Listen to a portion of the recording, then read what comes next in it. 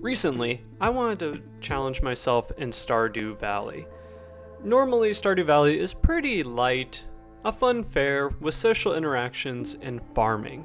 Instead, I decided to make this unique challenge up.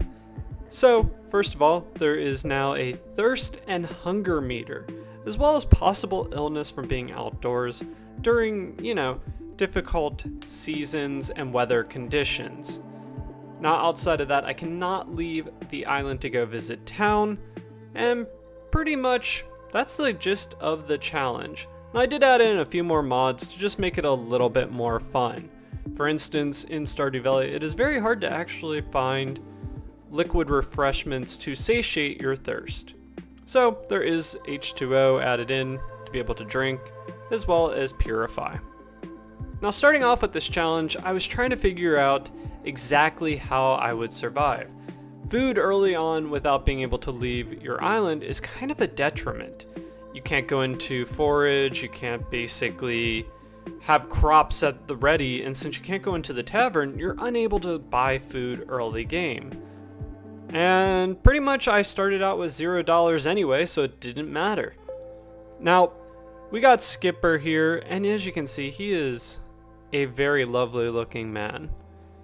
So my first few days, I basically searched the island. I was just trying to see what resources I had available. Now, this is a custom map as well. It is basically a multi-tiered map with a coconut farm in the bottom left, and a lot of these smaller islands are kind of blocked off by either logs or tree stumps or giant rocks.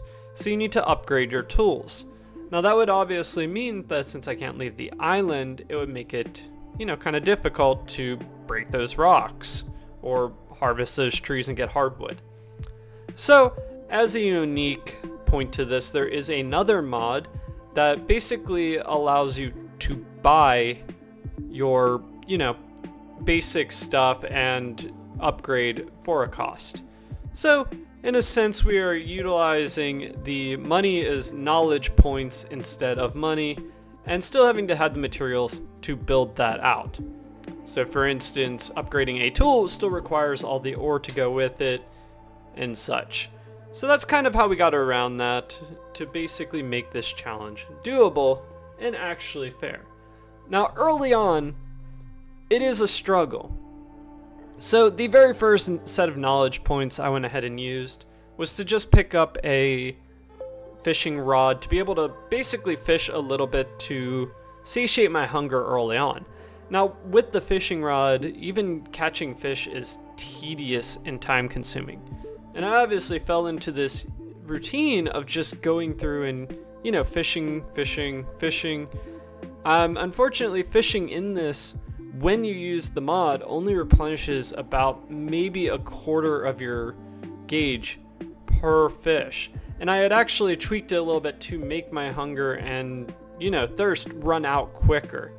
Now, obviously, water kind of became an easier early on. There is a water extraction you can basically get that's not too hard to build. It ends up, I believe, being some stone and wood and some fiber. And you pretty much have a redeemable source of water early game. Unfortunately, without purifying it, you end up with the risk of potentially getting illness as well as detrimental effects to your energy and speed. Not a huge deal, especially when the opposite is basically when you run out of thirst, or when you're so thirsty, I guess I should say, you will begin to lose health, then you will not be able to move, and it's pretty much your character will pass out, and that's it. That would obviously end the challenge, so, had to get away from that. Now, a lot of uniqueness with this challenge kind of came into play with the fact that even though I never visited town, I still got some of the weird villager things to occur. And for instance, I managed to get a cat, who I affectionately named Kraken. Now, Kraken was the cat that was given to us. It's a cute little tabby cat. I actually really loved having this little animal to guide us through the game as well. Obviously, I did not have enough time to mod in stuff for the cat, such as having to feed it, take care of it, just because in normal Stardew Valley that is not a portion of the game. So, unfortunately, Kraken is just kind of a, a little buddy to hang out and keep us, centered with our life. Now, the biggest thing basically occurred probably 30-ish days into the game. One of the other mods that was installed was to add drills into the game. Now, most of the time, you cannot actually get iron ore and the such without basically going into the mines or getting lucky and having it on the mountain map. Now, with the survival map, this did have that additional functionality. There is actually a patch of ore that you can potentially grow. I believe it's 3-ish maybe spawn every so many days. So it's a light amount of ore that you can potentially get. It can similarly be rocks or geodes depending on, the spawn and how it works. So I basically did get enough ore to have Clint visit, which was kind of unusual because I had never gone into town to actually meet him. But that gave us the furnace blueprints. And initially I had actually unlocked all the blueprints just to make it easier, not to have to, just to be able to, since, well, it's hard to get half the blueprints anyway. And we built the furnace, and I actually found out that using copper ore, there is that drill mod that you could build drills with. And these are like basically solar powered drills that I believe at a rate of, it's like something ridiculous. Like you get 1 ore every so many in-game hours. It's not very much, but it was enough to basically keep me going. And since I actually had this set up with the automation tools, if the drill was next to the chest, next to the furnace, it would basically loop and you could actually get ore done without having to worry about it, as long as there was like all the ingredients. So it kind of all built upon each other. I was able to get that first drill, then with the copper that I was getting from that, I was able to get the next drill to the next drill, until the point I had a pretty sizable chunk of drills going. And this is when I kind of, had the explosion of being able to upgrade my tools, being able to build out more of my land. I was able to actually build out sprinklers, and with the upgraded tools, I actually was able to break some of these rocks. And it was kind of a neat thing. I had not used this survival map before, and I actually found out there was a hot spring in the one cave system, and then in the other island was actually like a forest island. It was a small little island with a bunch of trees, all different types, and rocks and grass. So it was kind of a neat little, secret to find in the game, and I really thought that was kind of cool and an interesting tweak. So it was a discovery, which was kind of neat to have with one of these challenges.